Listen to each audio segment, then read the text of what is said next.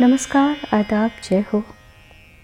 मैं रेणु जैन लाली कथनी के इस दूसरे एपिसोड में आपका बहुत बहुत स्वागत करती हूँ। आशा करती हूँ आप सब लोग बहुत अच्छे से होंगे और आपने मेरा पहला एपिसोड पसंद किया होगा। मैंने अपने पहले एपिसोड में भी कहा था, शायरी का जन्म अपने आसपास के अनुभवों से होता है।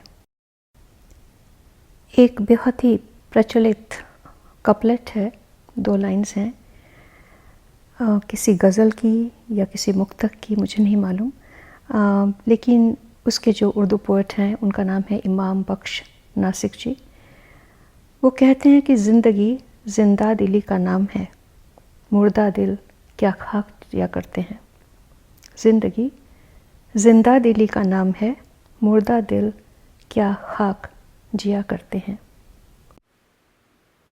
बात तो बहुत पते की है, लेकिन अक्सर ज़िंदगी में ऐसा होता है कि हम ज़िंदगी के उन पहलुओं पर ज़्यादा केंद्रित रहते हैं, फोकस रहते हैं जो हमारे मन मुताबिक नहीं होते, जिनसे हमें निराशा मिलती है, और ना मालूम क्यों उसी के बेसिस पर हम पूरी ज़िंदगी का अपने मुआयना करते हैं। ज़िंदगी जीते नहीं हैं, जैसे मानो रोज़ मरते हैं। तो इन्हीं बातों को लेके कुछ पंक्तियाँ मेरे दिमाग में आई थी जो मैंने लिखी, और उसका दूसरा जो शेर है उसमें मैंने उस इमोशन को एड्रेस किया है जिसको लोग ईगो कहते हैं, अहंकार कहते हैं। क्या अहंकार सक्सेस से या किसी अचीवमेंट से जन्म लेता है? ज्ञान का अहंकार, समृद्धि का अहंकार, रूप का अहंकार, सफलता का अहंकार, दान का अहंकार, त्याग का अहंकार, यहाँ तक कि वैराग्य का भी अहंकार हो जाता है। और इसी अहंकार को अगर कोई वैलिडेशन ना मिले तो वो क्रोध का रूप धारण कर लेता है। पहले मैं सोचती थी शायद क्रोध अहंकार का कारण है, लेकिन बाद में समझ में आया कि क्रोध अहंकार से जन्म लेता है। एक्चुअली अहंकार क्रोध का कारण है। तो इसी बारे में है दूसरा जो शेर है कि कुछ भी अर्जित करने के लिए नज़र को झुकाना और ह्यूमिलिटी में रहना,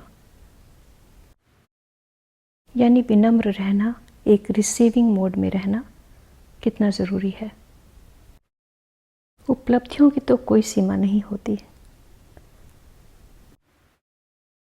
जैसा कि अल्लामा इकबाल साहब ने लिखा है कि सितारों से आगे जहां और भी है, अभी इश्क के इम्तिहान और भी हैं। तू शाही है, परवाज़ है काम तेरा, तेरे सामने आसमान और भी हैं। कुछ इसी मिलते जुलते जज्बात को लेके मैंने एक सुराही का जिक्र किया है अपनी राइटिंग में। सुराही मतलब वो वेसल जिसमें पानी रखा जाता है, या यहाँ पे मैंने मैं शब्द यूज़ किया है। मैं लफ्ज़ का मतलब होता है शराब। तो अगर शराब या पानी किसी सुराही में है और ऊपर तक लबालब भरी हुई नहीं है, तो वो हमेशा उसके नीचे के हिस्से में होगा, ऊपर का हिस्सा खाली होगा। तो इसी जज्बे को लेकर दूसरा शेर है। सुनने पर शायद आप उसको भली भांति समझ पाएंगे। और साकी वो होता है जो शराब पिलाता है। तो मैं और साकी, ये 2 लफ्ज़ इस राइटिंग में मैंने यूज़ किए हैं।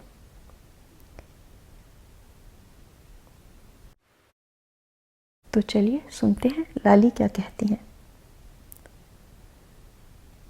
सुनते सुनते कहने को तबीयत मचल सी आई। सुनते सुनते कहने को तबीयत मचल सी आई। इस फ़लसफ़ाए ज़िंदगी पे गौर करके देख। सुनते सुनते कहने को तबीयत मचल सी आई। इस फ़लसफ़ाए ज़िंदगी पे गौर करके देख। मर मर के जीने वाले जी जी के मर के देख। नज़रों का फेर प्यारे नज़रें बदल के देख। ऊंची नज़र से देखा और खाली सुराही पाई। ऊंची नज़र से देखा और खाली सुराही पाई। मैं है इसी में साकी नज़रें झुका के देख। ऊंची नज़र से देखा और खाली सुराही पाई। मैं है इसी में साकी नज़रें झुका के देख। मर मर के जीने वाले जी जी के मर के देख। नज़रों का फेर प्यारे नज़रें बदल के देख। ज़रा गौर कीजिएगा,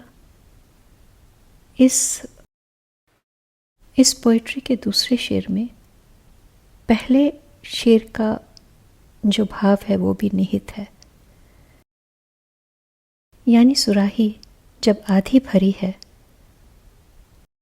और उसका ऊपर का हिस्सा खाली है तो ये एक निराशा उत्पन्न करती है, जबकि वहीं उसी सुराही में नीचे मैं है, शराब है। ज़रूरत है तो सिर्फ नज़रें झुकाकर